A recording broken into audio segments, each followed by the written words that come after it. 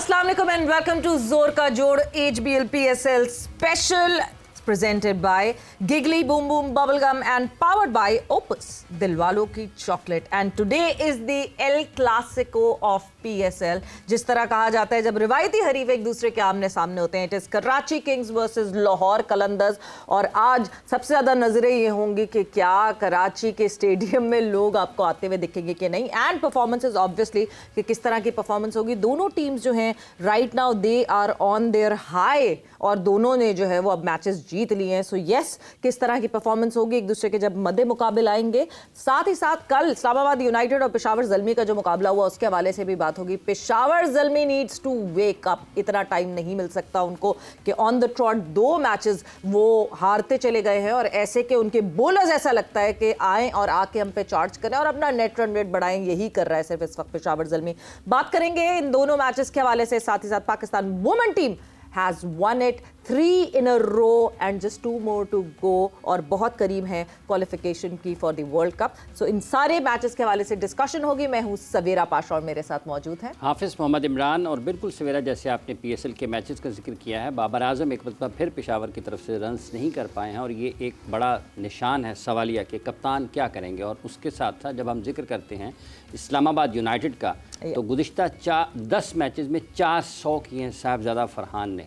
और ये एक बहुत बड़ी मिसाल है पाकिस्तान में कि क्या ऐसे खिलाड़ियों को आप कब मौक़े देंगे और कैसे मौक़े देंगे।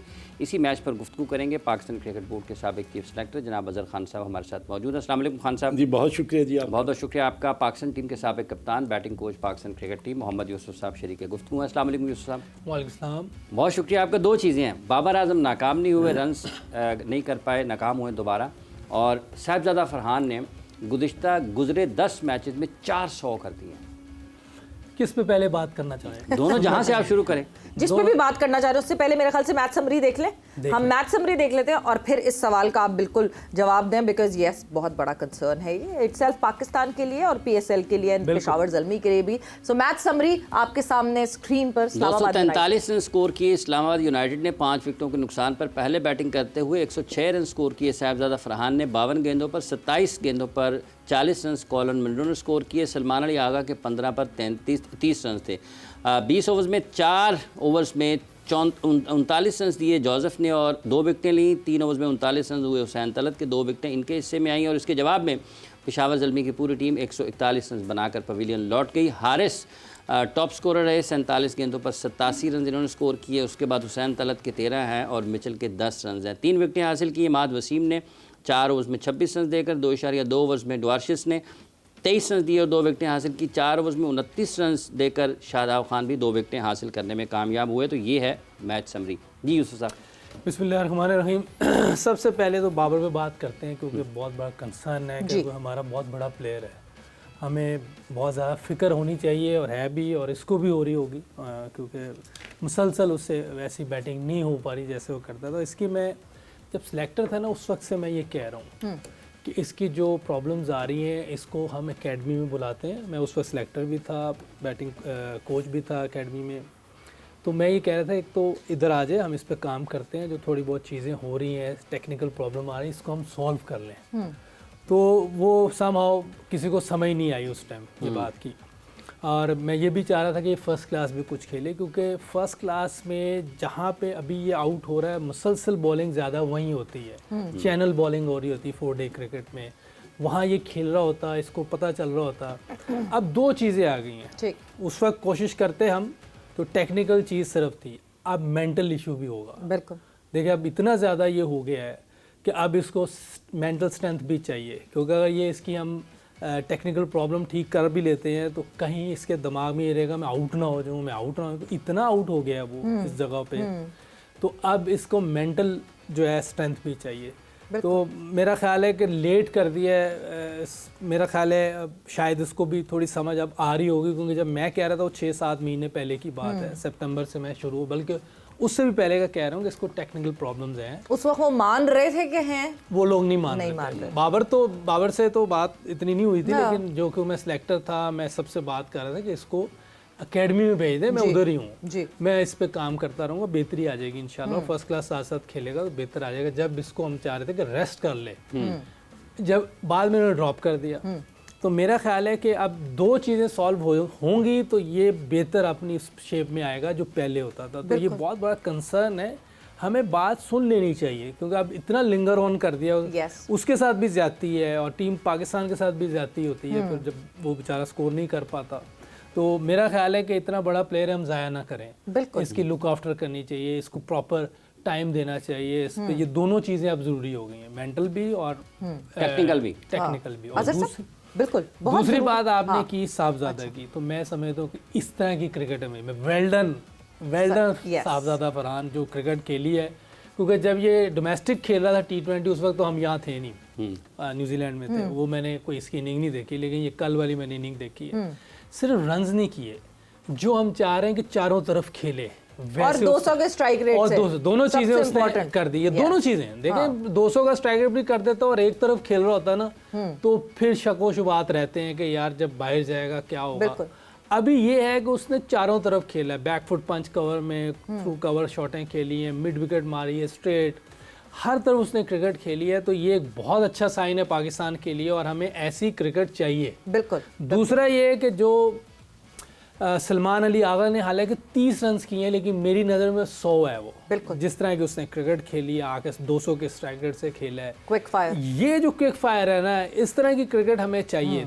तीसरा अच्छा साइन था उसकी तरफ से, क्या नाम है, हारिस की। मोहम्मद हारिस की तरफ से हारिस ने क्रिकेट बहुत अच्छी द खेली, only thing better for Peshawar Zalmi that happened. बिल्कुल। और लेकिन उसमें सबसे बड़ी प्रॉब्लम उसके साथ क्या आ रही थी, शायद वो मैच को लेके करीब चला जाता, लेकिन उसके साथ प्रॉब्लम जो आ रही थी, विकेटें भी गिर रही थी और स्ट्राइक रेट भी ठीक नहीं था। अगर आप देखें स्ट्राइक रेट किसी का 100 का है, किसी का 100 से भी नीचे है, कोई 105 है, कि बॉल भी ज़ाया कर रहे थे 4, 5, 6 और 7 आउट हुए थे। अगर बॉल ना ज़ाया करते और आउट हो भी जाता तो वो कोशिश करता कि एक सिंगल लेके आखिरी बॉल पर सामने चला जाता। अच्छा, एक एक करके हम डाइसेक्ट करेंगे। अच्छा, ना लंबा हो गया। आपने ना पूरे मैच की समरी एक ही जवाब में दे दी। नहीं, अभी रुक जाए थोड़ा सा, हम एक एक करके, क्योंकि जैसे फरहान की बात की ना, it was not just Farhan century, it was the sense that he used. मैं उसको इलैबोरेट करूंगी आगे। बट अजहर साहब, coming towards you, Babar Azam के ऊपर जो है, जो जिस तरह मेंटल एक स्ट्रेस की बात की है ना, अब एक मेंटल फटीग आना शुरू हो जाती है एक बड़ा खिलाड़ी जब बहुत अरसे तक रन ना करे।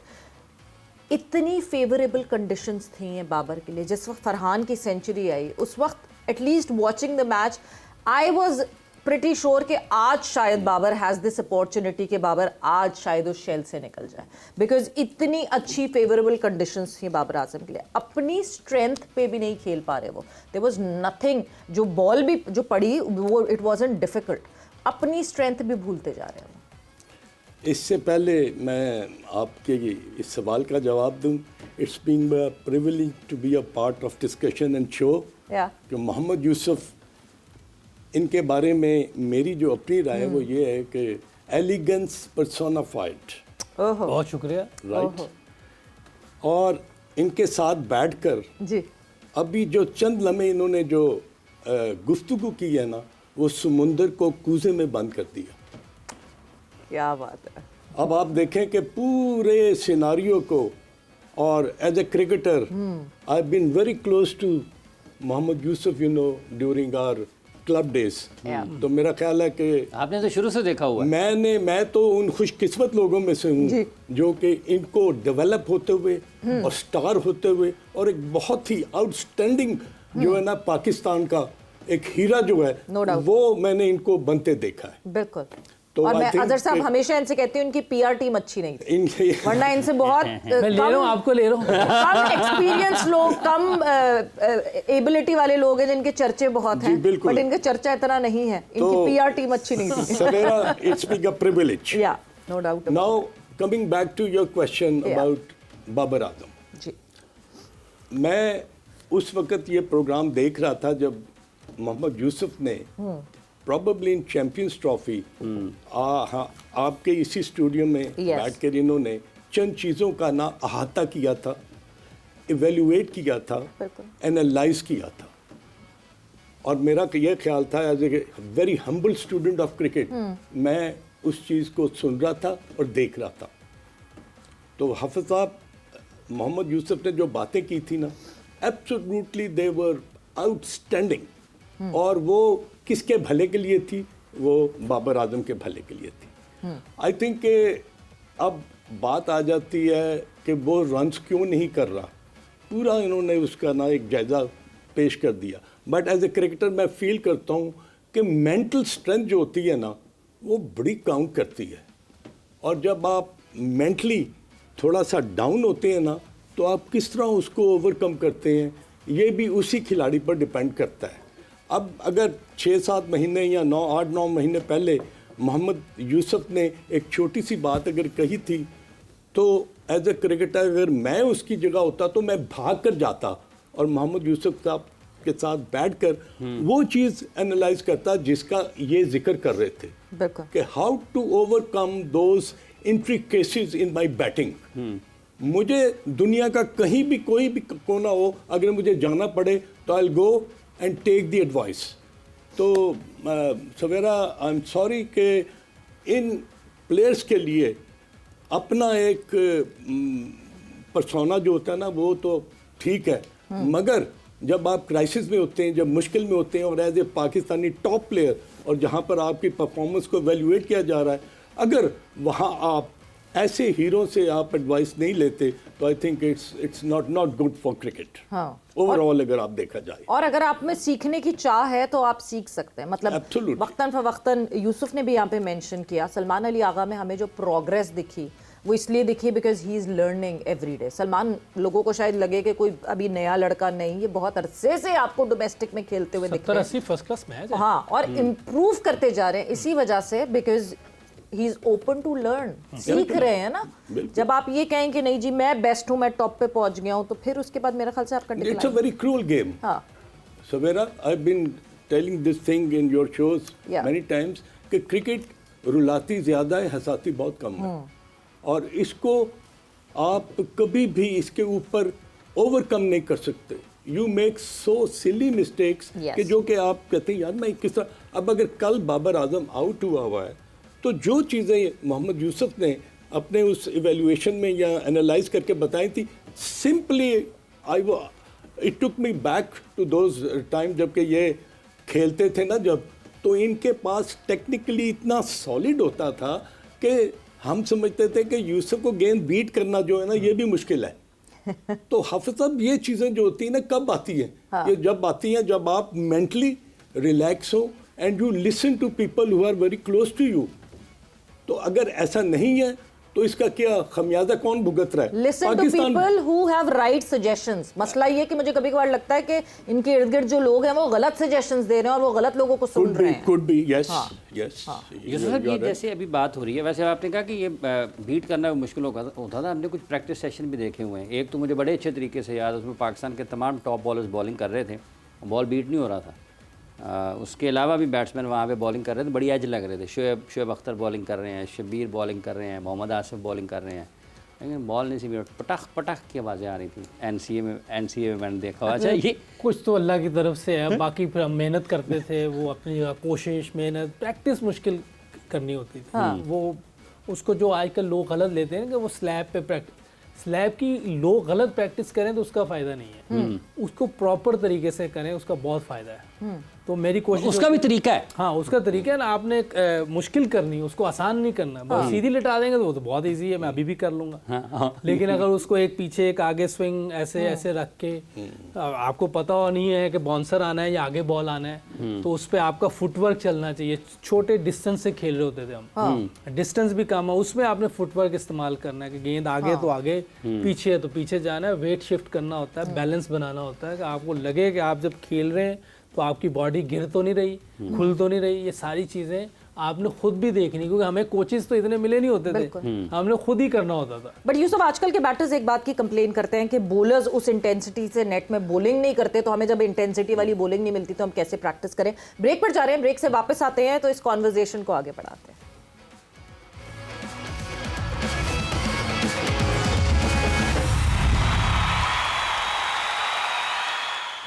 And welcome back to Zor Ka Jod PSL special presented by Giggly Boom Boom Bubblegum and powered by Opus, दिलवालों की चॉकलेट। सो ब्रेक पे जाने से पहले यही बात हो रही थी और ये डिस्कशन हो रही थी कि किस तरह नेट्स में प्रैक्टिस करनी चाहिए बैटर्स को। और यूसुफ, बहुत सारे बैटर्स ये कंप्लेन करते हैं इन द रीसेंट टाइम्स कि बॉलर्स उस तरह जान नहीं मारते नेट्स में बॉलिंग करते हुए, तो हमें ऑपोजिशन बॉलर्स की ऐसी मिलती नहीं है, स्पेशली जब हम टूवर्ड्स पे होते हैं तो बॉलर्स की वो इंटेंसिटी नहीं दिखती नेट्स में। तो हम कैसे करेंगे नेट्स में? आप लोग कहते हैं कि ऐसी बैटिंग करें जैसी ग्राउंड में करनी है। अच्छा, मैंने कंप्लेन ये सुनी नहीं, मुझे नहीं पता अच्छा। किसने की है, लेकिन बॉलर्स तो अपनी बॉलिंग कर रहे होते हैं, ऐसी बात उसी नहीं है। इंटेंसिटी से कर रहे हाँ, होते हैं? कर रहे होते हैं। ठीक है। हाँ, वो तो मैंने तो इस टूर पे तो यही देखा है कि बॉलर अपनी बॉलिंग कर रहे होते हैं। और बाकी कुछ लोग होता है, कई लोग कहते हैं कि नेट्स में मैंने नहीं खेलना, मैंने साइड पे प्रैक्टिस करनी, ये चीज़ हो सकती है, लेकिन बॉलर अपनी बॉलिंग कर रहे होते हैं क्योंकि उनके पास 2-3 ओवर ही तो होते हैं, तो उसमें अपनी पूरी कोशिश कर रहे होते हैं कि जिस तरह हमने उधर बॉलिंग करनी है वैसी बॉलिंग करें। तो ऐसा इस सीरीज में तो मुझे नज़र नहीं आया, उससे पहले कभी कुछ हुआ है तो ये मुझे आइडिया नहीं। नहीं तो इस सीरीज में नेट्स में ऐसी बॉलिंग करे थे जैसे फिर मैच में की। नहीं, मैच में तो सिचुएशन हो रहा है, नेट पे अपनी पूरा जोर लगाते थे। हाँ, ऐसे अच्छा खान साहब, जब हम बॉलर्स की बात कर रहे हैं, पाकिस्तान के बैट्समैनों से स्पिनर्स का हाथ पिक नहीं होता, ऑफ द हैंड पिक नहीं कर पाते। आपका भी शुमार उन बल्लेबाजों में होता है जो पाकिस्तान की दुनिया की तारीख के अजीम स्पिनर्स हैं, उनके साथ खेले हैं। अब्दुल कादिर साहब हैं, इकबाल कासिम, तौसीफ अहमद लखानी हैं, और भी उस दौर में इंतखाब आलम साहब। तो आप बड़ा पटख पटख की आवाज़ें आती थी जब आप स्पिनर को खेल रहे होते थे, तो ये क्या फ़र्क क्या है? आई थिंक अभी सवेरा ने जो बात की ना, practice makes the man perfect. True. और प्रैक्टिस जो है ना, वो कभी भी नेट में अगर आप इस तरह करेंगे कि जैसे आप वक्त को गुजार रहे हैं, तो आप अपने जो टेक्निकल जो चीज़ें हैं ना, उन पर आप वर्कआउट नहीं कर सकेंगे। I think playing against the spinner and playing against the fast bowler in the nets, आपके माइंडसेट में चीज़ें वही होनी चाहिए जैसा कि आप समझते हैं कि मेरी प्रैक्टिस जो है मुझे कितना फ़ायदा देगी। फजल महमूद साहब को अल्लाह मियां जन्नत नसीब करे, हमने उनको नेट को रन करते हुए देखा है। टैलेंट हंट एक स्कीम लगी थी, बहुत पुरानी की बात है, तो उसमें उन्होंने बैट्समैनों को ये मुतनब्बे किया था कि अगर बॉल नेट पर डायरेक्ट लगा ना तो आपकी बारी ख़त्म, हवा में नहीं जाना। हाँ, अब इसका क्या मतलब है हाफिज साहब कि you try to play straight, और अगर आपने कवर ड्राइव भी मारी है तो आपका हवा में ना जाए, बॉल जो है वो नीचा रहे, तो आपने ऑन ड्राइव मारी है तो वो भी नीचा रहे। इससे क्या होता था कि आपकी हैंड आई कोऑर्डिनेशन जो है ना वो बड़ा बेहतरीन हो जाता था, और आप प्रैक्टिस को भी जस्ट एज अ मैच ना आप लेते थे। तो आई थिंक ये बहुत ज़रूरी होता है कि जब आप प्रैक्टिस करें तो आपका हैंड आई कोऑर्डिनेशन, टेक्निकल आपका फुटवर्क, आपका आई सेट और आपकी जो बैलेंस है ना वो आपका बहुत ही बेहतरीन होना चाहिए। तो मेरा अपना ख्याल एज ए क्रिकेटर, मैं फील करता हूँ कि एज ए बैटर अगर आप बॉल को जितना नीचे खेलेंगे और जितना हवा में खेलेंगे उतना डेंजरस होगा, जितना नीचे खेलेंगे आप मेंटली और भी स्ट्रांग होते जाएंगे। लेकिन खान साहब आज तो कहते हैं हवा में जाना चाहिए, बॉल नीचे तो दूसरी बाहर हो। ये बात भी आप ठीक कहते हैं कि अगर हवा में नहीं किया तो आपके साथ रन्स नहीं हो सकेंगे। बिल्कुल ठीक कहा आपने। बट ये सारी चीजें तो जो हैं ये तो आप खेलते हुए आएंगे, नेट्स में तो सिर्फ आपने रिवीजन करना है बेसिकली। ये सारी चीज़ें आपको पहले से पता होनी चाहिए, पहले से आनी चाहिए, और फिर वो नेट्स में रिवीजन होता है। बट जहां हम साहिबजादा फरहान की बात कर रहे थे, मैं वापस उस तरफ आना चाहूँगी। अब एक एक करके हम ज़रा प्लेयर्स की बात करते हैं। साहिबजादा फरहान कि अगर आप 100 को डाइसेक्ट करते हैं, विच इज़ मोर इम्पॉर्टेंट, कि हम हमेशा कहते हैं हमारे लड़के मैच अवेयर या गेम अवेयर नहीं होते। जो 100 आई, यस 200 के स्ट्राइक रेट पे आई, एक और प्लस पॉजिटिव था, बट वो जिस तरह 200 के स्ट्राइक रेट पे उन्होंने टारगेट किया कि मैंने किस किस बॉलर को टारगेट करना है। यूसुफ अली रज़ा के अगेंस्ट उन्होंने कहा मेरा लोकल लड़का है, मैं उसके अगेंस्ट डोमेस्टिक भी खेला हूँ। 11 बॉलें अली रज़ा के अगेंस्ट फेस की साहिबजादा फरहान ने, 35 रन स्कोर किए। सुफियान के अगेंस्ट 9 बॉलें फेस की, 22 रन स्कोर किए। अलजारी जोसेफ पे चांस नहीं लिया, 6 बॉलें फेस की और 4 रन स्कोर किए। मोहम्मद अली पे भी चांस नहीं लिया, 6 बॉलें फेस की, 11 रन बनाए, थोड़ा बहुत जितना चांस ले सकते थे।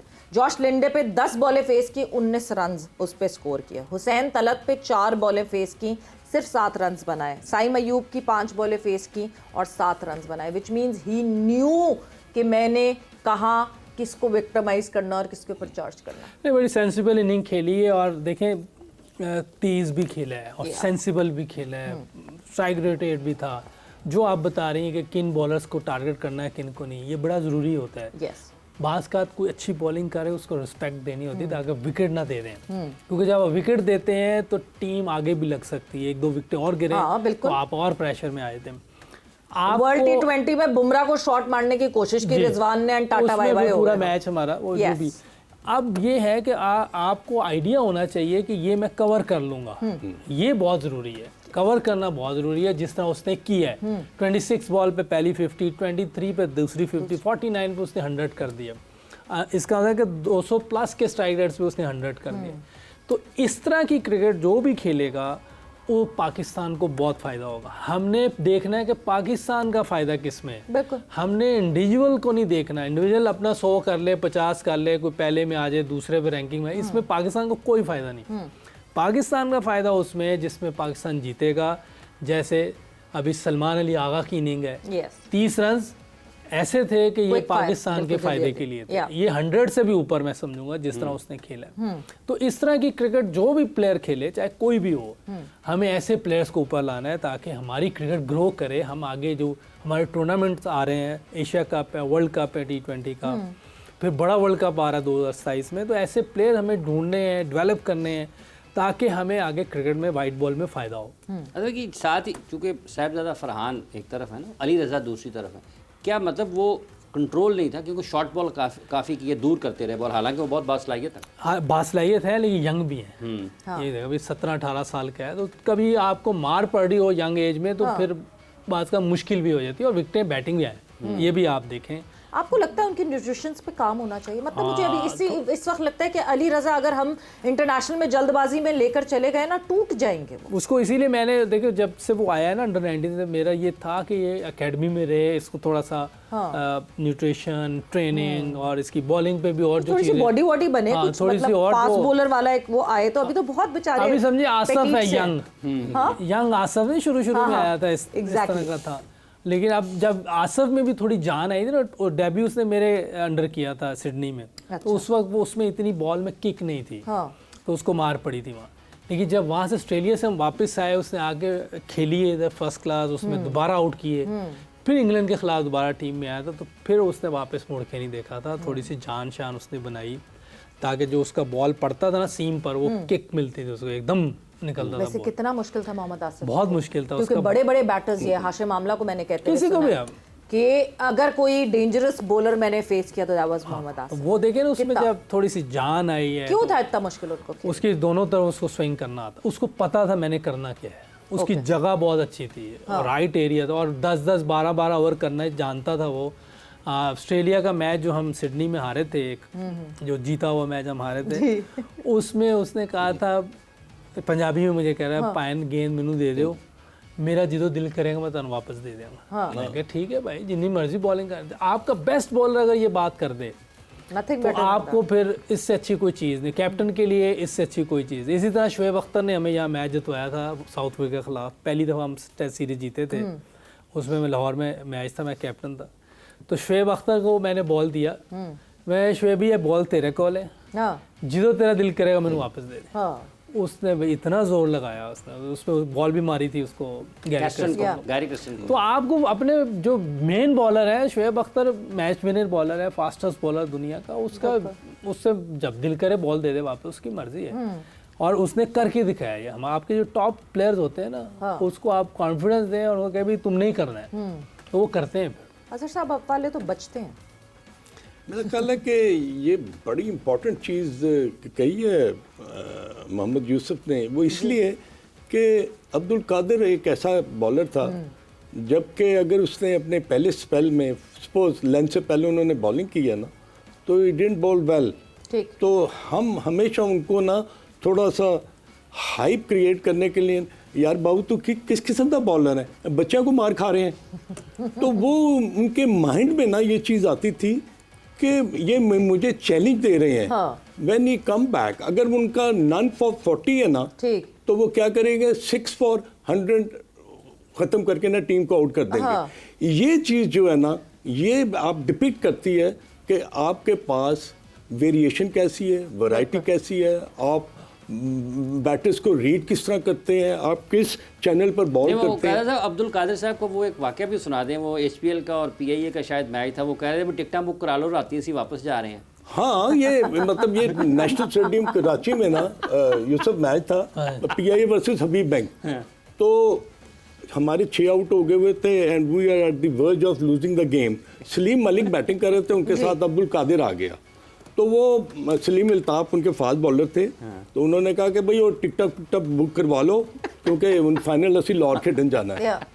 तो कादिर ने ना लेग स्टंप ली, तो यूं करके उसने सुना, तो उसने कहा कि हले मैच मुकिया नहीं, अभी मैच जारी है।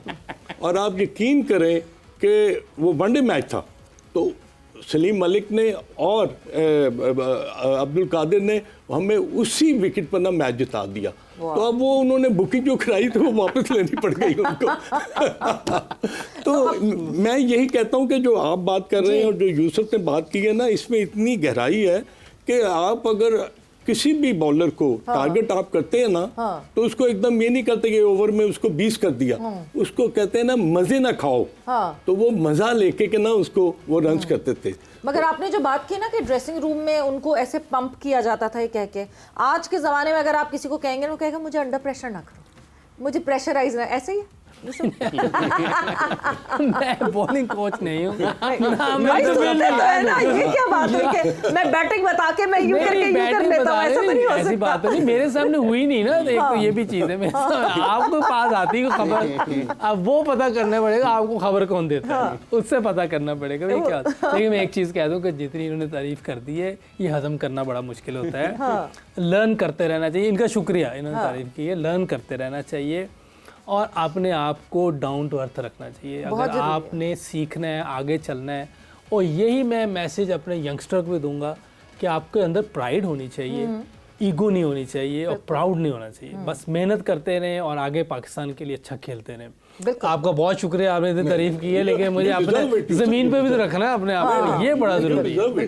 अभी सीट बेल्ट बनवाते हैं हाँ, जमीन पे रहना बड़ा जरूरी है, ये बहुत जरूरी है। जो ये बात मेरा ख्याल से वक्तन फवक्तन बहुत सारे बड़े बड़े लोगों ने ये कही है कि फलदार दरख्त जो होता है वो झुका हुआ होता है, और जो खोखला दरख्त होता है या जिसमें फल नहीं होते वो अकड़ के खड़ा रहता है, और कोई भी आंधी आती है तो उसको उड़ा के ले जाती है। वक्त एक ब्रेक का हुआ है, हम जा रहे हैं एक ब्रेक पर, ब्रेक से वापस आएंगे। सो पाकिस्तान वुमेन टीम्स, कहीं खुशी मिले कहीं नहीं मिले, क्योंकि मेंस टीम की तरफ से तो कोई खुशियां ज्यादा नहीं मिल रही, but Pakistan women team was in action और अब फिर अगला मुकाबला होना है। मगर अभी तक 3 out of 3 and they have been playing with that dominance जो हम मांगते हैं अपने मेंस टीम से भी, वुमेन टीम से भी। ब्रेक पर जा रहे हैं, ब्रेक से वापस आएंगे, सो उस मैच के हवाले से भी डिस्कशन करेंगे।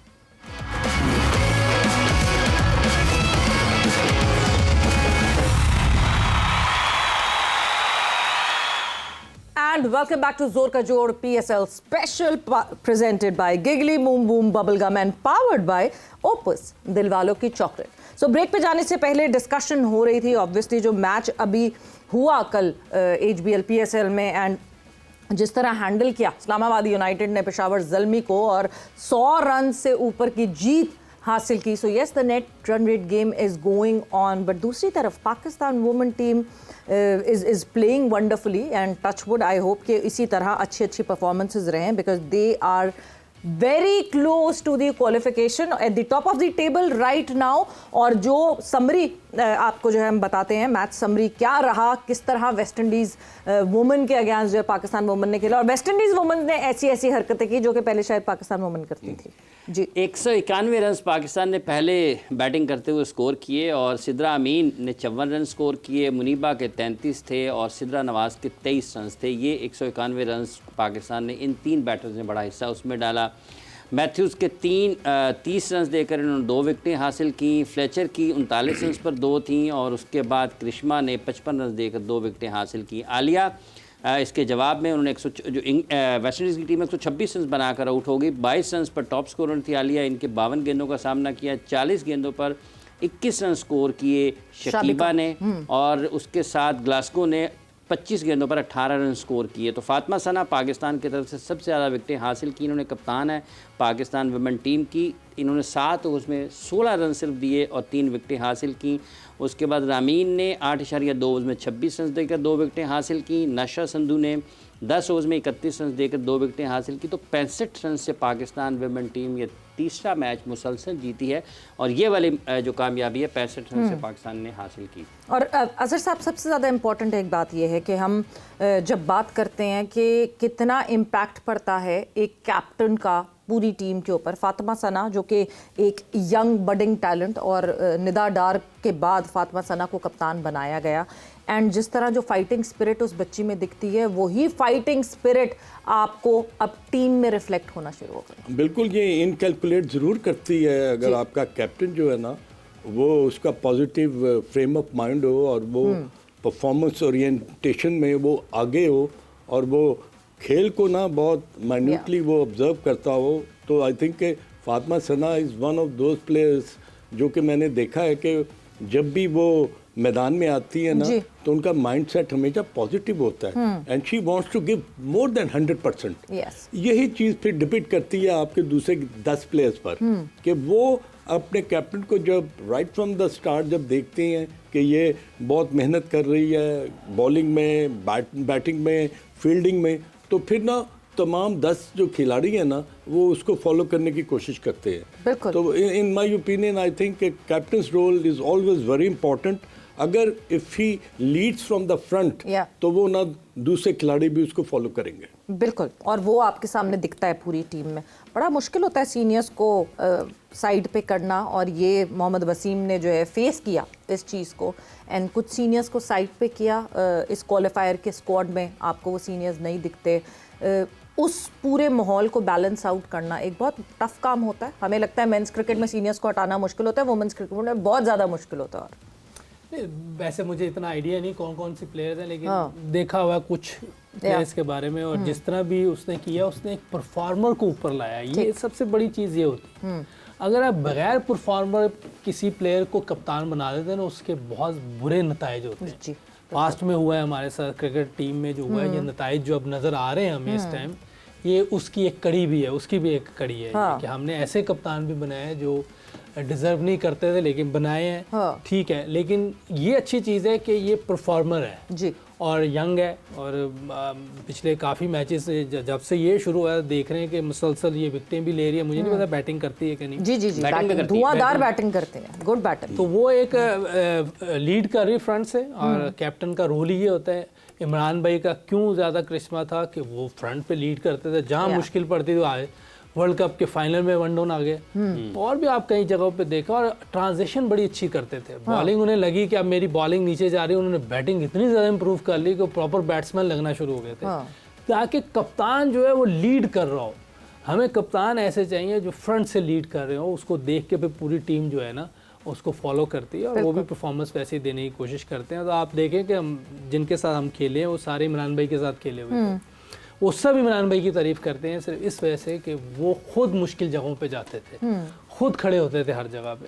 तो मेरा ख्याल है कि फातिमा सना का भी जो परफॉर्मेंस देखी जा रही है इस टूर्नामेंट में, वो ऐसी नज़र आ रही है कि वो लीड कर रही है। तो एक अच्छी चीज़ है, अच्छा डिसीजन है, और क्रिकेट बोर्ड को भी क्रेडिट जाता है कि जो वसीम की बात उन्होंने मानी और उसको उन्होंने अप्रिशिएट किया, और अच्छी चीज़ है कि रिजल्ट भी आए उसके। इनके कोचिंग पैनल को आप कैसे दे सकते हैं? इसमें जुनैद खान भी शामिल हैं, पाकिस्तान के बाएं हाथ से तेज़ गेंदबाज थे, और डियाना बेग की बहुत अच्छी बॉलिंग आजकल लग रही है। जुनैद को उसका क्रेडिट देना चाहिए because Diana is doing well. जब देखिए जो भी बॉलिंग कर रहा है और बॉलिंग कोच वहाँ आया तो लाजमी बात है बॉलिंग कोच को क्रेडिट जाता है। ऐसी बात देखिए, जो भी कोचेज आते हैं जो सही हों, सही कोचेज हों। जुनैद खान ने अच्छी क्रिकेट खेली हुई है तो वो सही चीज़ ही बता रहा होगा। अब अगर किसी की परफॉर्मेंस सही नहीं आती तो हो सकता है कि वो बच्ची बात समझ ना रही हो, बच्ची उस तरह ना काम कर रही हो जैसे वो चाह रहा हो। लेकिन ये कि कोच सही है, उसने खुद बॉलिंग की हुई है, दुनिया में उसने अच्छी बॉलिंग की है। चैंपियंस ट्रॉफी में देखें, इंडिया में उसने बड़ी ज़बरदस्त, एक अच्छा बॉलर है, वो अच्छी बात बता रहा होगा,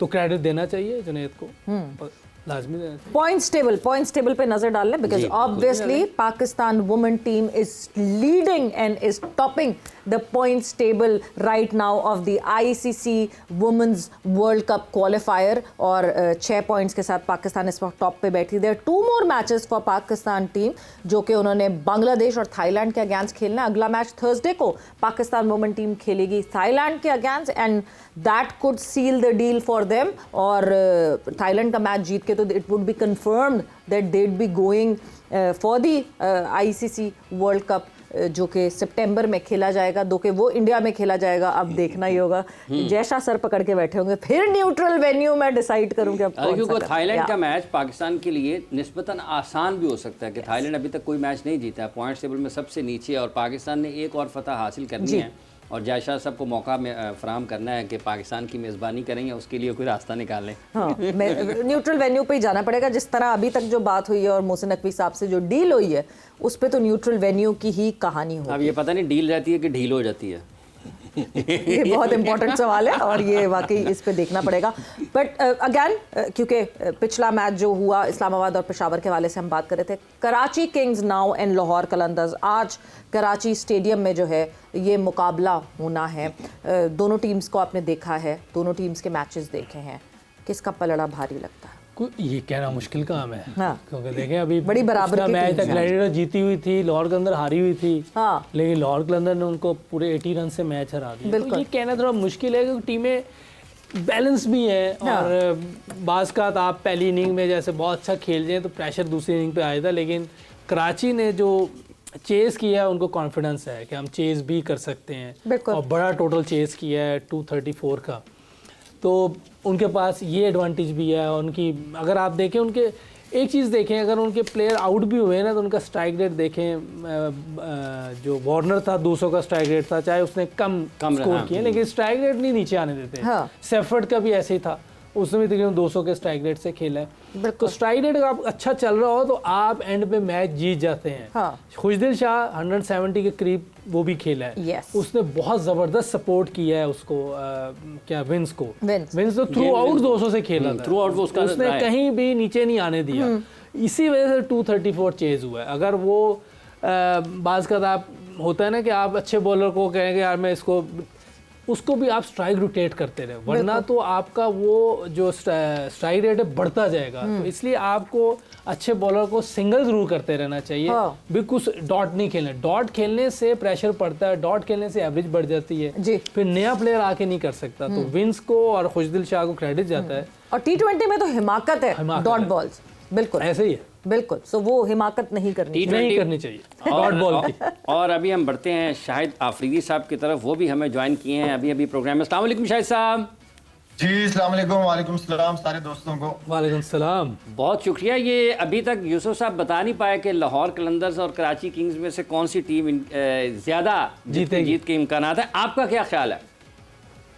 देखें, मेरे ख्याल में तो लाहौर कलंदर लास्ट मैच जीता है, ये भी कराची भी जीते हैं। अच्छे मैच की उम्मीद है, तवक्को अच्छे मैच की है और कराची के लिए तो इसलिए इम्पोर्टेंट है क्योंकि उनके सीजन इतने अच्छे नहीं गुजरे और क्राउड पुलर जो अगर कोई टीम होगी कराची को, क्राउड को कोई अगर लेके आएगा ग्राउंड में तो कराची की परफॉर्मेंस बहुत इंपॉर्टेंट है। बाकी एक लास्ट मैच लाहौर भी जीते हैं, अच्छा खेल रहे हैं, अच्छा नजर आ रहे हैं, टीम कॉम्बो बड़ा जबरदस्त है।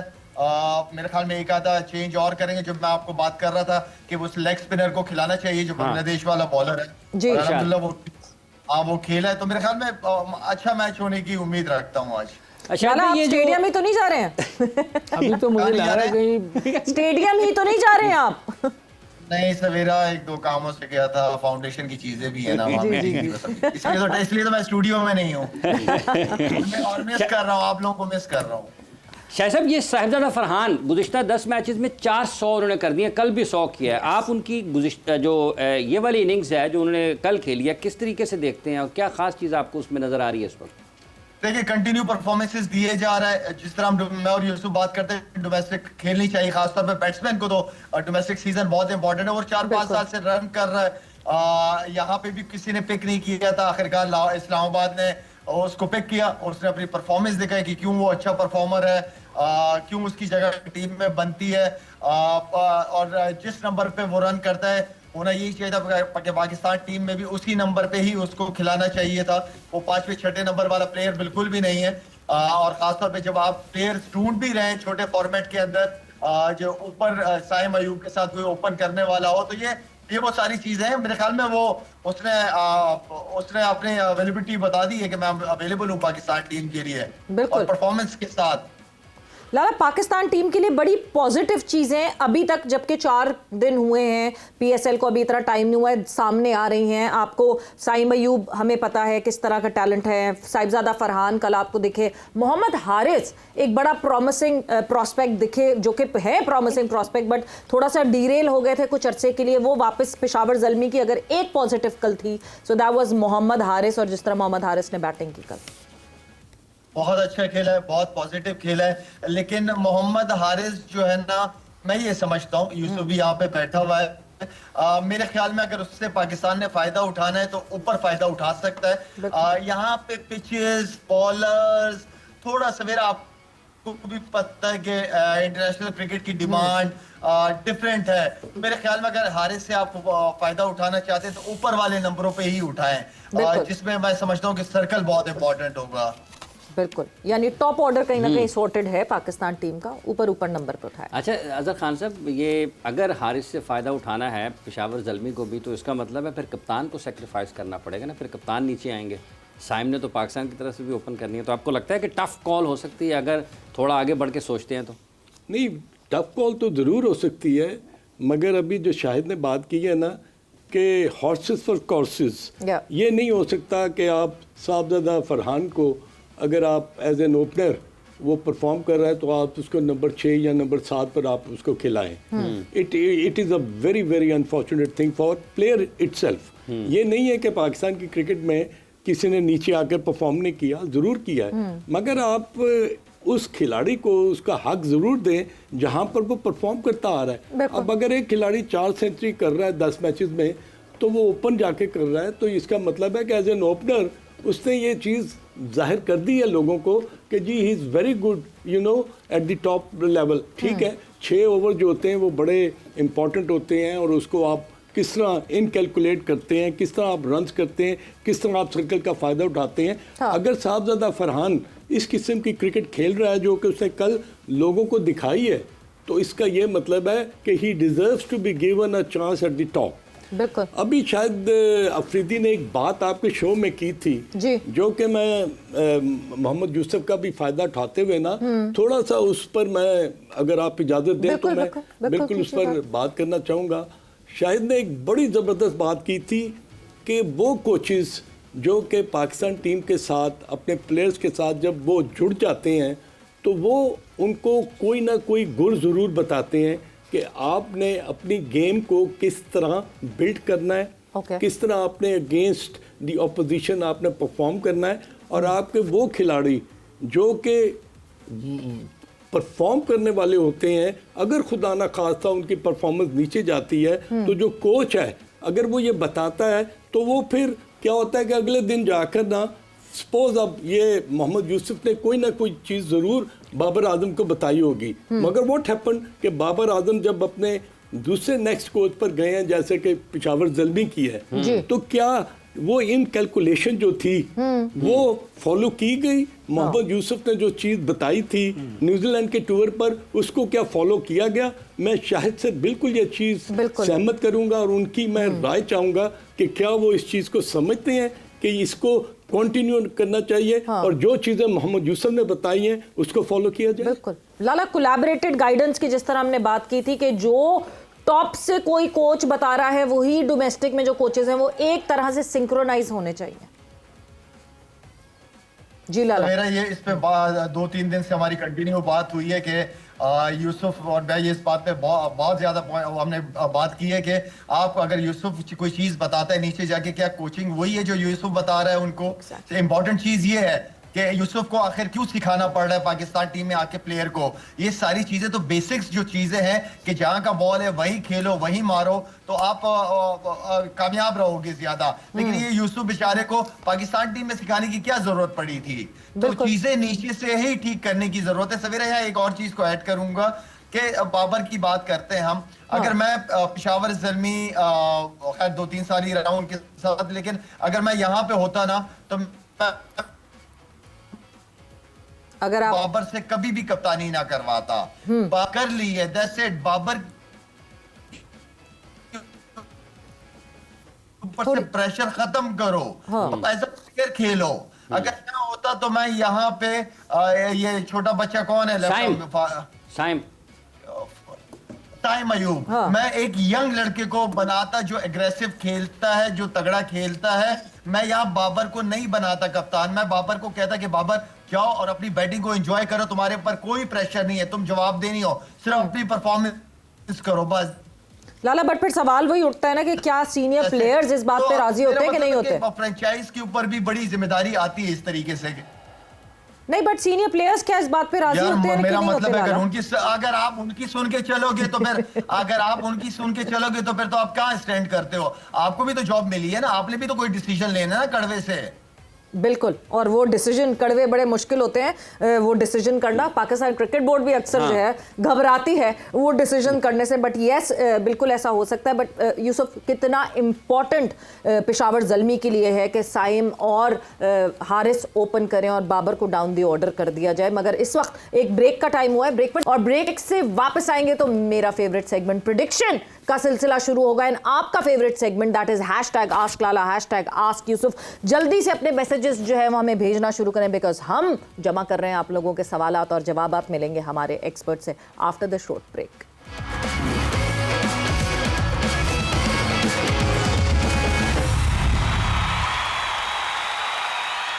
And welcome back to Zor Ka Jod PSL special presented by Giggly Boom Boom Bubblegum and powered by Opus दिलवालों की चॉकलेट। बिल्कुल जी, डिस्कशन हमारी हो रही है और जा रही है इस वक्त डिस्कशन, क्योंकि कराची में जो मैच होने वाला है उसके हवाले से, जहां पे कराची किंग्स का मुकाबला होगा लाहौर कलंदर्स से। एंड यस, कराची किंग्स का मुकाबला लाहौर कलंदर्स से होगा and it will be El Clasico कहा तो जाता है उस राइवलरी की वजह से।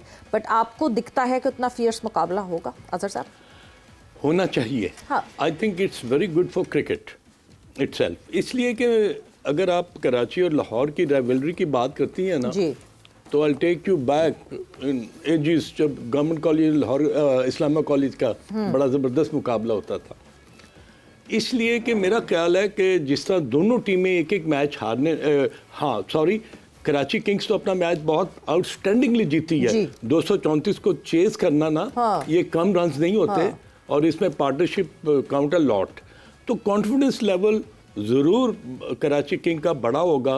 मगर जिस तरह कम बैक किया लाहौर ने, और लाहौर कलंदर ने जो एक मैच हारने के बाद ये मैच जो जीता है, तो आई थिंक कि इसमें बड़ा डिपेंड करेगा कि बॉलिंग जो है ना वो लाहौर कलंदर की, उसका एक इम्तिहान होगा against the batters of Karachi king.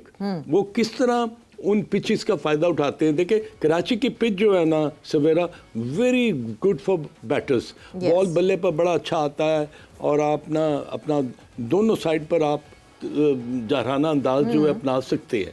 तो इन माय ओपिनियन ये एक बड़ा अच्छा मैच होना चाहिए, और it may be a good total on the board. और जो भी टीम पहले बैटिंग करती है वो प्रोबेबली, आई डोंट नो कि वो उसका क्या इम्पैक्ट होगा, ओस आएगी नहीं आएगी, क्योंकि 8 बजे शुरू होता है, तो कराची में अगर ड्राई वेदर बहुत ज़्यादा है तो मे बी कि इसका इतना इम्पैक्ट ना हो। पिछले मैच में था मेरा ख्याल है उसका ओस का मसला था। लेकिन अगर हम दोनों टीमों को देखते हैं यूसुफ साहब, तो आपको क्या दोनों में कैप्टन वर्सेस कैप्टन अगर सामने रखें तो कौन सा कप्तान आपको ज़्यादा बेहतर लगता है, जो अपने रिसोर्सेज को, अपने वसाइल को, खिलाड़ियों को ज़्यादा बेहतर तरीके से इस्तेमाल करता है? देखो, वार्नर ने, मुझे नहीं पता कभी कप्तानी की है कि नहीं। पहले शाहीन ने इंटरनेशनल भी की और इधर भी 2 दफ़ा चैम्पियन भी हुआ है। उसको एज ये है कि वो बहुत सीनियर है, काफ़ी एज भी है उसकी, ये थोड़ा यंग है। कभी कभार यंग एज में आपके फैसले दुरुस्त नहीं हो, लेकिन पिछले मैच में बहुत ज़बरदस्त किए हैं जी। कभी कभी प्रेशर सिचुएशन में आपको काम रहना पड़ता है, वो शायद इसमें शायद वो इसको हैंडल कर ले, क्योंकि ऑस्ट्रेलिया में, मगर वार्नर सिर्फ 2 दिन पहले आए थे। 2 दिन पहले बिल्कुल लॉस्ट लग रहे थे जब पहला मैच खेला कराची ने, पता ही नहीं था उनको कौन सा लड़का कौन सा, इसलिए। लेकिन इन लोगों की एक मेंटल स्ट्रेंथ होती है, क्योंकि इसको देखें ना, शुरू में जब आया था इसके बहुत से इश्यूज थे, उन्होंने रिजॉल्व किया, इसको बनाया, इसकी सारी चीज़ें ठीक की हैं, तो ये बड़ी जल्दी चीज़ों को कवर करते हैं। तो मेरा ख्याल है कि सारे नखरे हमें ही दिखाते हैं। हाँ, ये उधर ठीक हो जाते हैं, सारी चीज़ें सही बिल्कुल। तो कैप्टनसी का तो इतना मैं समझता हूँ कि जो भी ऑन डे जो अच्छी कप्तानी करेगा वो जीत जाएगा, उसके डिसीजन अच्छे होंगे, उसको उसकी टीम को फ़ायदा होगा। हाँ। तो पहले कुछ कहना क्योंकि बहुत मुश्किल काम है, क्योंकि शाहीन भी यंग है, बिल्कुल। उसने कभी कप्तानी की नहीं और उसके मूड का भी वो है, मूडी बंदा भी लगता है वो। तो कराची के मैदान में जब रश होगा तो ज़्यादा फायदा किसको होगा? ऑब्वियसली पाकिस्तान क्रिकेट को, पाकिस्तान क्रिकेट बोर्ड को एक अच्छी ऑप्टिक्स हमें सामने दिखेगी। बट ये कराची के मैदान में क्यों नहीं आ रहे लोग? हुजैफा खान हमारे साथ मौजूद है, हमारे कोरेस्पोंडेंट, उनसे जानते हैं स्टेडियम के दरवाजे तो आज नहीं कुछ हालात ऐसे। हाँ वाकई, जिस तरह यूसुफ ने कहा कि स्टेडियम के दरवाजे तो नहीं बंद, लोगों को कूद कूद के तो नहीं जाना पड़ता स्टेडियम के अंदर। जी बिल्कुल सवेरा, देखिए पाकिस्तान सुपर लीग का कहेंगे कि आज सबसे बड़ा मैच है, क्लासिको भी इसको कहा जाता है, और ओवर द ईयर्स इस मैच ने एंटरटेनमेंट फराम किए लोगों को। कराची वर्सेस लाहौर है, कराची ने पिछला मैच भी बहुत अच्छा जीता है, क्लोज एनकाउंटर हुआ, लेकिन फिर भी फैंस नहीं आ रहे, लेकिन क्योंकि मसाइल यहाँ पे मौजूद हैं। ये जो रेनोवेशन हुई है नई, इससे ऐसा लगता है कि फैंस के लिए प्रॉब्लम बढ़ गई हैं।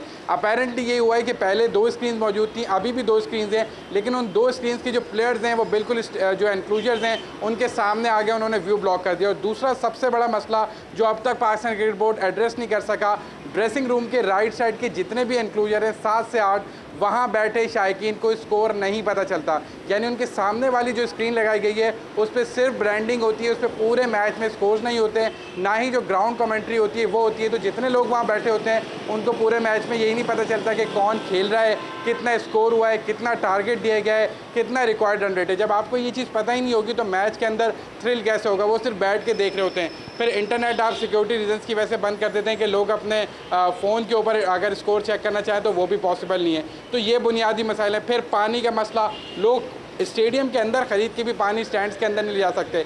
बच्चे आते हैं, गर्मी का मौसम है, अब आप फरवरी में नहीं करवा रहे, अप्रैल के पास आप आ गए तो गर्मी में आपको पानी चाहिए होता है, वो नहीं ले जाने दे रहे। कुछ अच्छी चीज़ें हुई हैं, रोड्स खुले हुए हैं, पार्किंग का एरिया बेहतर हो, लेकिन अभी भी मेजर इशूज़ मौजूद हैं। और पाकिस्तान क्रिकेट बोर्ड लगता है कि उसने छोड़ दिया है।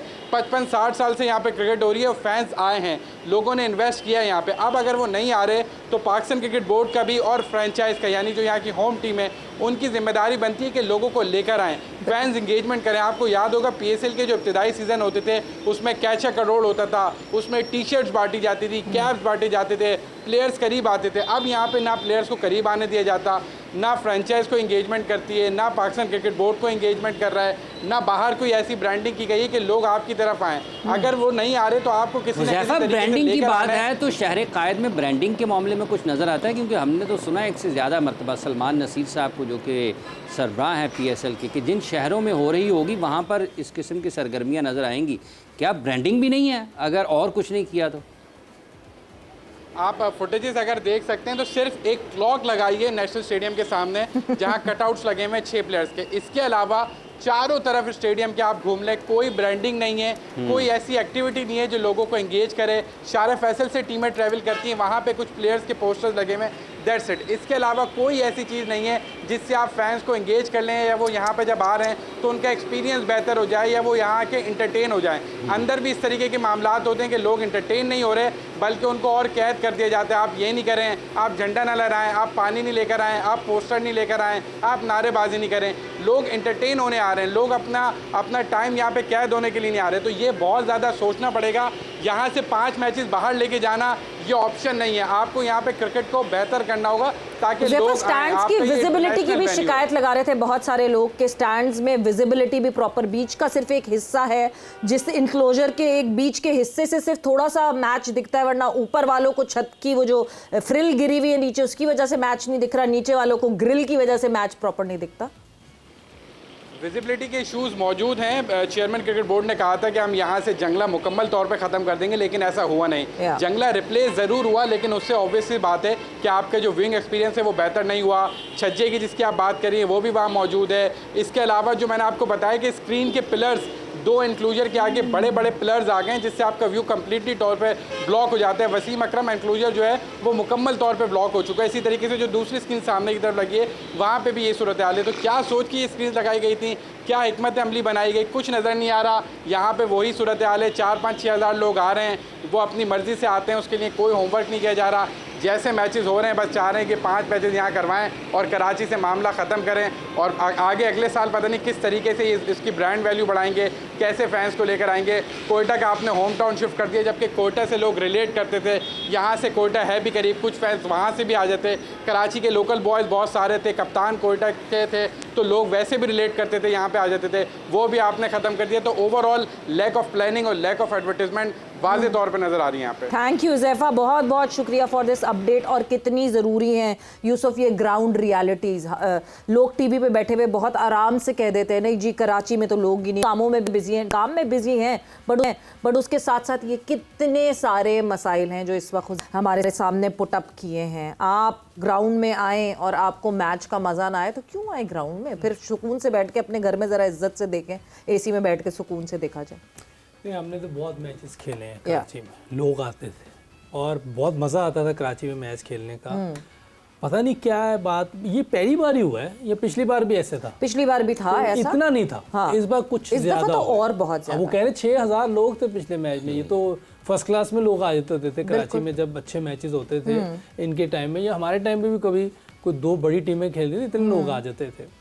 तो ये तो एक बहुत अलार्मिंग सिचुएशन है कि 6000 लोग, PSL जो पाकिस्तान का सबसे बड़ा ब्रांड है, बिल्कुल दुनिया में लोग देख रहे हैं, तो यहाँ अपने होम ग्राउंड में, पाकिस्तान में होम ग्राउंड का मैच है आज। यस। और उनके होते हुए ये कल पिछले मैच में 6000 थे, आज अभी वो कह रहे हैं कुछ पता नहीं है। बिल्कुल। उसमें फैसल बैंक T20 में छतों पे भागते हुए दिखते थे लोग और पुलिस वाले पीछे पीछे भाग रहे होते थे उनको उतारने के लिए। बहुत फुल होता था ये। अच्छा, नेशनल T20 जब खेला, मैं खेला हूँ वहाँ मैच काफी, उसमें भी फुल होते थे। यस। तो ये तो एक लेवल और है, उसके बावजूद लोग कम है, तो इसका मतलब है कुछ ना कुछ तो होम टीम का भी मसला है। कोई उन्होंने शायद ब्रांडिंग नहीं की, उन्होंने कोई मार्केटिंग सही नहीं की। ठीक। बाकी वो जो स्टेडियम का कह रहे हैं जिसमें पिलर आगे आगे हैं 2, तो वो कह रहे हैं वो बिल्कुल ही ब्लॉक हो गए। और वो जो मैं देख रहा था, वो टीवी में एक कैमरा आता है वो पीछे से, तो उससे साफ पता चल रहा होता है कि सामने ऊपर से और नीचे से वो जंगला, बिल्कुल दरमियान में कुछ सीटें हैं जिनका सही व्यू होगा। बाकी तो व्यू मेरा नहीं ख्याल इतना अच्छा है, तो इसको मेरा ख्याल ये सॉर्ट आउट करेंगे। जो कि इतनी बात हो गई है, मेरा ख्याल है इसको नेक्स्ट टाइम ये सॉर्ट आउट करेंगे कि ये चीज़ें जो लोग आ रहे हैं उनके लिए आसानी से मैच देख सकें, और जो मुश्किलात वो आ रही है कि मैच में अंदर हो क्या रहा है वो उन्हें पता ही नहीं चल रहा, तो वो इजी हो जाएगा जब ये चीज़ें सारी हट जाएंगी। बट पानी का सोल्यूशन और स्पेक्टेटर फ्रेंडली होना चाहिए ना खान साहब। एक बहुत इम्पोर्टेंट, जिस तरह खिजर ने बात, हुज़ैफा ने बात की कि पानी का प्रॉब्लम, ठीक है, हमें पता है कि बॉटल्स नहीं ले जाने दे सकते। हमने पास्ट में देखा है कि एक इशू बन जाता है, बॉटल्स ग्राउंड में फेंक दी जाती हैं, कभी कुछ इस तरह के इश्यूज आ जाते हैं। उसका सोल्यूशन तो कोई निकाले ना, डिस्पोजेबल ग्लासेस दे दे, कोई तो सोल्यूशन निकालेंगे। बग्गर पानी के लोग इतनी गर्मी में कैसे बैठेंगे स्टैंड्स के अंदर? नहीं यार, फिर रोज़ा रखवा दें सबको। नहीं, हफ्ता बड़ा मुश्किल है, और किसी भी ग्राउंड में ना जब तक फ्रेंडली इन्वायरमेंट्स नहीं होंगी, ख़ास तौर पर अगर आपने 5-6 घंटे वहाँ पर गुजारने हैं, तो इसका ये मतलब है कि बच्चों के साथ अगर आप ट्रैवल करते हैं, स्टेडियम आते हैं और मैच देखते हैं, तो वो फिर बच्चों की रिक्वायरमेंट भी उसी तरह देखनी चाहिए ना। और आइसक्रीम का हो गया, या कोई स्नैक्स हो गए, या पानी जिसका भी आपने जिक्र किया, तो they are the essential commodities, इनका तो वहाँ पर होना बहुत ज़रूरी है। अब अगर क्राउड, ये तो क्रिकेट बोर्ड की सतह पर है, बोर्ड इसको अरेंज कर सकता है। बिल्कुल, अगर क्राउड नहीं आता, और जिस तरह हमारे हुज़ैफा ने बताया, कॉरेस्पॉन्डेंट ने उन्होंने बताया, तो फिर ये देखें कि ये जिस तरह भी यूसुफ ने बात की कि ब्रांड जो है ना वो तो पाकिस्तान का है ना, और Karachi being very very important city as far as you know the sporting links are concern, उसमें अगर ये बहुत पीछे रह जाते हैं और फिर लोग आकर अपनी टीम को सपोर्ट नहीं करते। मे भी कि कराची ने जो मैच जीता था वो 234 करके जो चेस किया था 3 बॉल पहले, तो क्या ये माइंडसेट जो है ये क्राउड को अट्रैक्ट नहीं करेगा कि भाई हमारी टीम ने एक हारा हुआ मैच जो है वो जीत लिया, let's go and support our team. तो सेंस ऑफ बिलोंगिंग सवेरा कैसे होगी? यही तो ज़रूरी होता है कि वो जो राइवलरी की हम बात करते हैं ना, वो किस तरह एक आगे की तरफ जाएगी जब तक आप में एक इंस्टिंक्ट नहीं होगी, एक किलिंग एटीट्यूड नहीं होगा, मैच जीतने का जज्बा नहीं होगा, और लोगों के लिए खास तौर पर उसको अप्रिशिएट करना है, ग्राउंड में आना है। अगर 5-6 हज़ार लोग ही होंगे तो मुझे बताएं कि वो तो बिल्कुल खाली स्टेडियम जो है ना वो अट्रैक्ट नहीं कर सकेगा प्लेयर्स को या टीम के जितने भी इंपॉर्टेंट खिलाड़ी और हैं। देखिए हैंड इन हैंड सपोर्ट होता है। मैं बहुत अप्रिशिएट करती हूँ इस बात पे दैट पेशावर ज़ल्मी जो है वो पेशावर से बसेस रन करते हैं पिंडी आने के लिए। पेशावर से जो ट्रैवलिंग है वो सब पेशावर ज़ल्मी की जिम्मेदारी होती है। लोग ट्रैवल कर कर आते हैं और पिंडी स्टेडियम में सपोर्ट करने आते हैं बिकॉज पेशावर अपने ओरिजिनल होम ग्राउंड में नहीं खेलता। कराची किंग्स को भी कुछ करना चाहिए, नॉट जस्ट ठीक है पाकिस्तान क्रिकेट बोर्ड की जिम्मेदारी है बट साथ साथ इन फ्रेंचाइज ओनर्स की भी जिम्मेदारी है कि वो किस तरह अपने मैदानों में क्राउड ला सकते हैं। वक्त जो है वो एक सवाल जो कि आपका शामिल यहाँ पे करते हैं एंड देन प्रेडिक्शन टाइम करेंगे बिकॉज वक्त का मुकाबला सख्त। यूसुफ आपसे सवाल पूछा हुआ है हैशटैग आस्क यूसुफ। सुभान ने ये पूछा है, सुभान लाहौर से हैं और वो कहते हैं कि हसीबुल्ला को ऑस्ट्रेलिया के मुश्किल टूर पर लेकर गए दिखाने के लिए कि यंगस्टर्स को खिला रहे हैं। ओडीआई T20 के 3 मैचेस थे लेकिन मौका कम दिया और फौरन बेंच कर दिया। फिर जिसे वाइट बॉल सीरीज के लिए पिक किया था उसे साउथ अफ्रीका में रेड बॉल की टीम में बैकअप कीपर के लिए रख लिया कि कहीं रिजवान इंजर्ड हो गए तो एक कीपर हो लेकिन चांस नहीं मिला। उसके बाद से हसीबुल्ला गायब हैं बगैर खेले बगैर किसी जस्टिफिकेशन के। क्वेश्चन तो मेरा सिलेक्टर से होना चाहिए कि जिन्होंने उधर नहीं बट ये बात सही है कि गलत है। नहीं ये देखिए आपने जब किसी को सिलेक्ट करना है तो उसको कुछ चांस दे के बाहर करें ना। मतलब आप उस्मान खान को एज बैकअप ले गए ना, आपने फिर हसीबुल्ला को डिस्कार्ड कर दिया। ये तो आप सिलेक्शन बता सकती है कि उन्होंने ये क्यों किया, लेकिन एक जो सिस्टम होना चाहिए कि आप किसी प्लेयर को सिलेक्ट कर रहे हैं तो उसको 3-4 मैच दें ताकि अगर उसमें वो कुछ नहीं करता तो फिर आप उसको दोबारा फर्स्ट क्लास में डोमेस्टिक क्रिकेट में भेजते हैं, वो दोबारा आ जाए। कैरोन नायर आया, वो दोबारा वो आ रहा है, उससे काफ़ी अर्सा पहले वो खेला था, उसने फर्स्ट क्लास में दोबारा जाके क्रिकेट खेली, अच्छा खेला, उसको उन्होंने IPL में ले लिया। अगर अच्छा खेलता है तो आगे भी जा सकता है, तो कोई मौका पूरा देना चाहिए। पिछले साल डोमेस्टिक की टीम को जिताया एक ऐसे रीजन से जो जीती नहीं थी बहुत सालों से। नागपुर या नागपुर से कैसे खेला मोस्ट प्रोबब्ली। तो ये देखिए आपने मौका देना जरूर है, किसी को पूरा मौका जरूर देना चाहिए। अगर मौका नहीं दे रहे तो फिर मेरा ख्याल है कि वो जैसे अभी मेरा ख्याल है कि इधर क्या नाम है न्यूजीलैंड में जी हमने यंगस्टर को पूरा मौका दिया है, जितने गए हैं उन सब ने मैचेस पूरे खेले, 5 मैच खेल गया। और कौन यंगस्टर था, मेरा ख्याल हारिस ने सारे अपने नंबर पर खेले, जो अपने अपने नंबर पे खेले पूरे मैचेस खेले। परफॉर्मेंस करना वो एक और चीज़ है, लेकिन चांस पूरे दिए जो इनका क्वेश्चन था जी। तो ये मेरा ख्याल होना ज़रूर चाहिए, किसी भी यंगस्टर को या किसी को आप मौका देते हैं तो उसको फिर 3-4 मैच ज़रूर देने चाहिए। बिल्कुल बिल्कुल देने चाहिए 3-4 मैचेस। बट कौन सी है आज आपकी टीम? मुश्किल सा अजहर साहब आप शुरू करती हूँ ज़रा कि आज कराची और लाहौर में आपकी टीम कौन सी है? प्रेडिक्शन मुश्किल क्वेश्चन है, मगर मेरी जो सेंस ऑफ बिलोंगिंग है वो लाहौर है। बिल्कुल। और I think Lahore is going to इंशाल्लाह win this match. Okay Yusuf your prediction? मेरा ख्याल है कि मैं जाऊंगा कराची के साथ। ओके हाँ, ये आउट ऑफ द बॉक्स जाने के लिए कह रहे हैं या मैच पड़े कोई इस वजह से कह रहे हैं जी।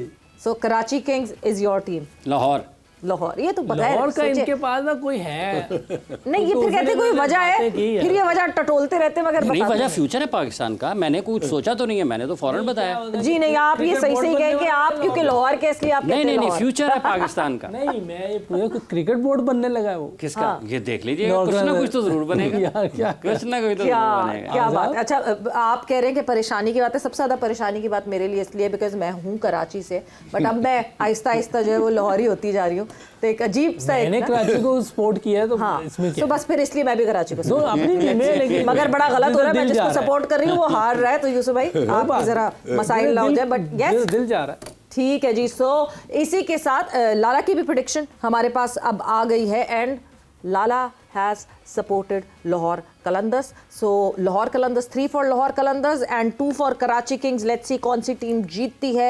ये हमारा प्रेडिक्शन टेबल जो है, हमारे एक्सपर्ट्स का प्रेडिक्शन टेबल, ये आपके सामने स्क्रीन पर है। और जनाब 6 पॉइंट्स हैं मोहम्मद यूसुफ और हाफिज इमरान के, टॉप ऑफ द टेबल दोनों मौजूद हैं।